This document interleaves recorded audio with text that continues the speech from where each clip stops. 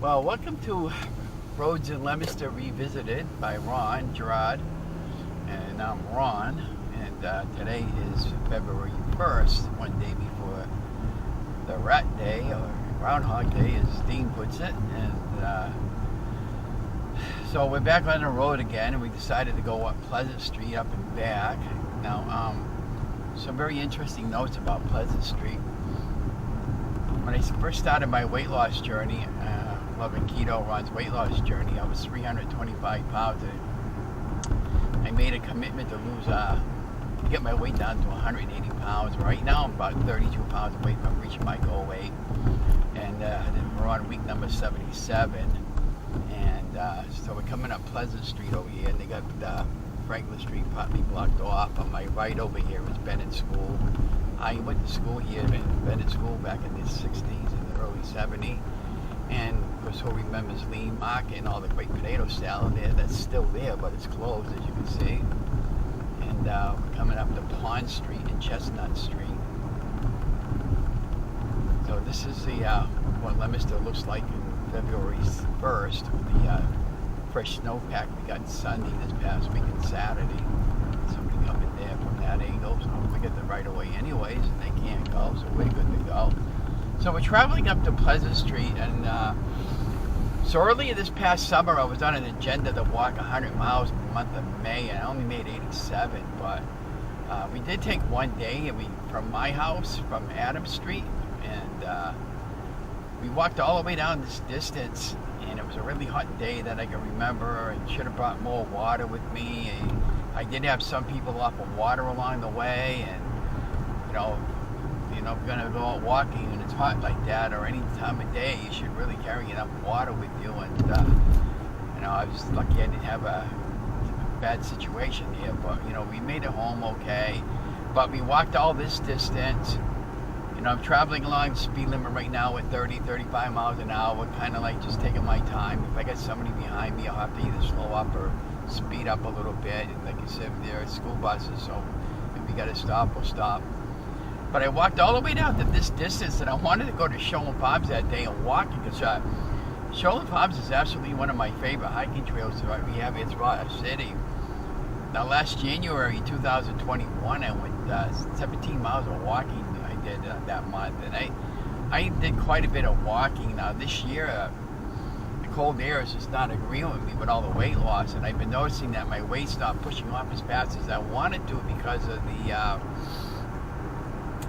the more you get to the target weight, it's going to come off slow, because you're not, you're eating, what you're eating and exercising plays a big factor in all this. So if you're not getting out there getting exercise, of course it's going to slow down. And if you're not eating the right foods and maintaining your proper calorie and macro count for your journey, and so that's what happened in the month of January. I was kind of like on a roller coaster ride the whole month. So now we're in a new month. We're getting back on track. So today's goal is to do 3 streets, and then I'm going to go walking, probably down the mall area, because I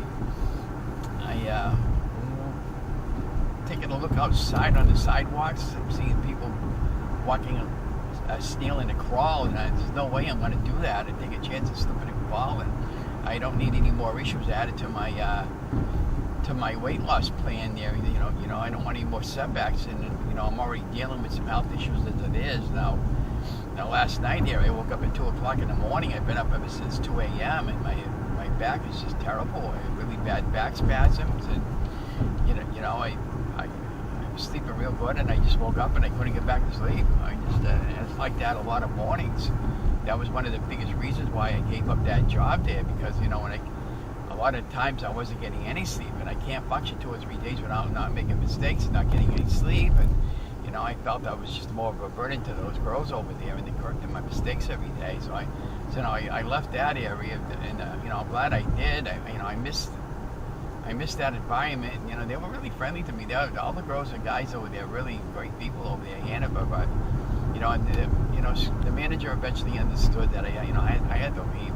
And I like being retired. I'm enjoying my life as God gives it to me every day, and I'm just taking a little bit at a time, one day at a time, moment by moment. I kind of know some things that might happen, but I don't want to say. And so we just have to be patient and trust the process, just like with the weight. I'm just hoping that, and I know that things are going to turn around with everything, and when certain events take place. So we just got to be patient. But yeah, so look at all the snowpack they get up this way. So when I was doing Wachusett Street Sunday, I didn't realize, my car almost got stuck there on that little side hill there going up towards the country club, and I got out of it okay, and I was just kind of like rocking the car back and forth, left to right, and easing up, and and a little bit gas here and there, and not braking, and I got out of it. The biggest thing is not to panic when you get stuck like that, guys. And I'm like I mentioned in Sunday's video, I was born in Leominster in 1956. I've been here pretty much all my life. I did stay in South Carolina for 3 months there. Went to go visit my sister Kathy there, and we thought it was going to be an option to stay there. I didn't like it, it works for them. But it didn't work for Donna and I, because we miss bingo and all the stuff, the activity that we do for the city, and so I just decided to come back home. And then 1977 time frame, my mom and dad, stepdad had a house up in Canada, and we used to go visit them all during summer vacation. But Donna and I got together, and that was my summer vacation. And I even tried living up there for a few months. I went through customs there, and I got my proper paperwork and everything like that, and I didn't like it. I mean, home is home. Leominster has always been my home, just like that the Facebook support that Susan has here. Leominster, my hometown, and that's what it is. It's my hometown. I mean, I don't want to leave Leominster, and so this is where I was born to live, and this is where I'm gonna die, and at some point. And Donna and I even lived in Plymouth for a year. But, I'm not an ocean person. I don't like I like the ocean to visit, but not to live there. And we had a good situation there. We were like 5 minutes from the ocean. I could have walked there anytime I wanted. And so now we're coming up to the stop sign here. We're going to cut across, so we can cut across safely, because I believe this extends a little further to Elm Street. This is Haywood Road up there, the one we're just passing. These are for you guys who haven't been on this road in a while. We're still on Pleasant Street, I believe. We're going to go down there a ways to see where it leads to anyways. I believe this is still Pleasant Street. So if you're wondering what I'm using for a dash cam, I'm using a Rove 4K video dash cam. Picked it up on Amazon a couple of years ago, $80. It's still very inexpensive, really kind of fun to have. Really a lot of nice. Can you imagine having a house like that in the middle of nowhere? I mean, look at all the snowpack that these guys have gotten up over here in this area. As you can see, the roads are pretty much down to the pavement. I'm not hugging the road too closely to the side, because I don't think it's slippery up here, but then again, you never know. And I don't want to go too fast. I get good tires, and I get AAA if I get stuck.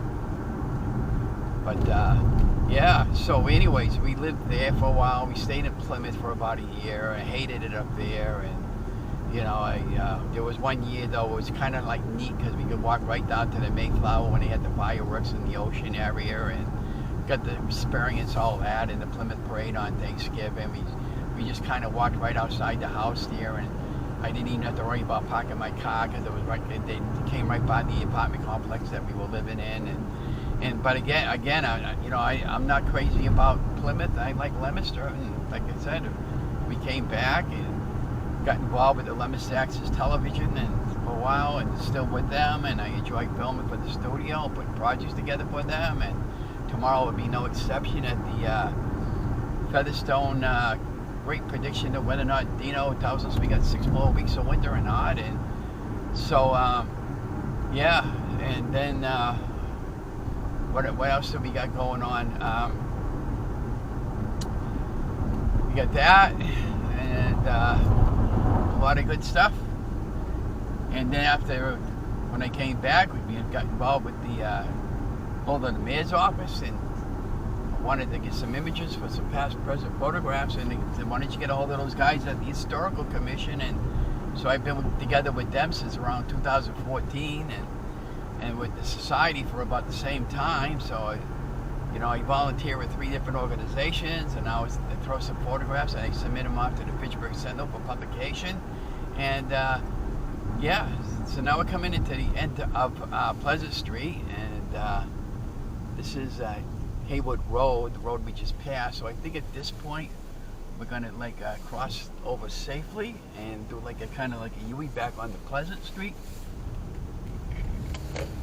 Now we're back onto Pleasant Street, and so I hope you enjoy these videos that I do. I take a lot of pride what I'm doing. It's been so much fun volunteering for the city. I don't really care if I ever get paid. I do the summer concert series this past summer, and for the last 5 or 6 years now. It's an awful lot of work, bringing 4 or 5 cameras and setting everything all up, schedule them out from the studio, bringing the cameras back, editing the video.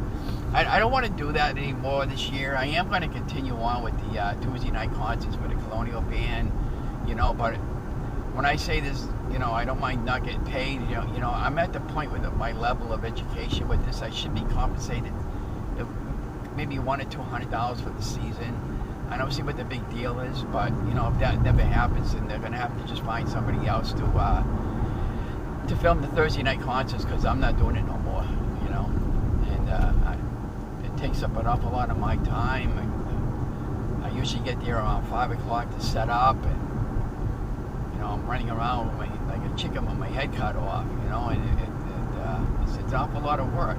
So if you're wondering where I am, I'm on the return trip from Pleasant Street. The goal is today to get out and do 3 streets today, and then I'm going to do a little bit of mall walking this morning. I'm almost thinking about going down to Doyle Field to see if anybody's walking the track today, but I got to be able to do that safely, not being able to worry about slipping and falling or anything. I prefer the fresh air outside, but we got some rain coming in Thursday, and then when I'm seeing it might turn into ice Friday or late Friday.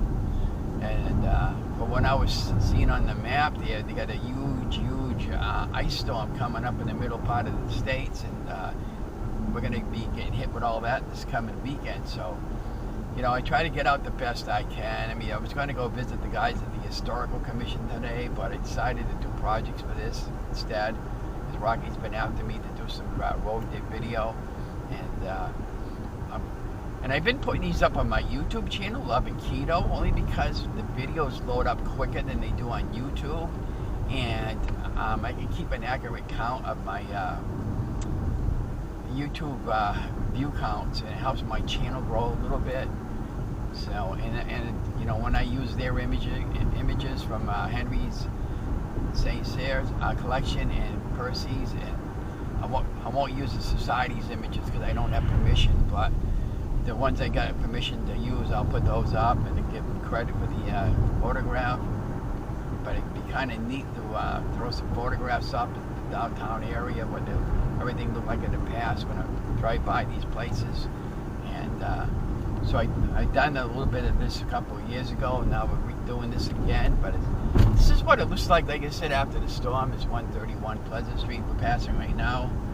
And these houses up here are absolutely beautiful up here. I mean, kudos if and they're well taken care of. I notice when I come up here in the summertime how well kept up the property is. You're talking about maybe $500,000-$600,000 homes, maybe $1 million homes up here. I could never ever imagine ever having one of these houses up here.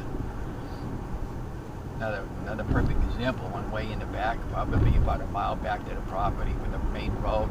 Right over here, we're pulling into Shoreland Farms. I'm going to just take a left into Shoreland Farms to give you a kite. I'm not going to get out of the car, but Shoreland Farms is absolutely my favorite hiking trail in Leominster, and it looks like we got, and I can walk into the apple orchard on a regular basis, maybe about 3-4 times a week. I absolutely love it here.